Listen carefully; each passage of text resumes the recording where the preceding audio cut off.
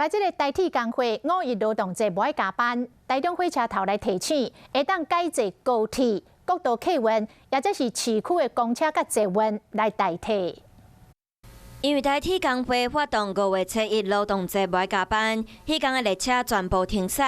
若是有买4月30到5月7日的车票，伫一年内拢会使免手续费来退票。只要是4月30号、5月1号、5月2号这3天的车票，乘车日这3天的话，在1年内都可以免手续费，全额退票。 台铁嘛建议，原本要坐火车的民众会使改坐市区公车，或者是捷运来转车到高铁，或者是国道客运。建议游客当量早来规划。需要到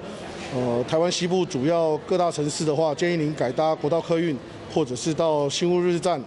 搭乘高铁。台铁驾驶做伙伫5日集体休困，若是原本有按算要坐火车的民众，即马都要赶紧做其他的拍算。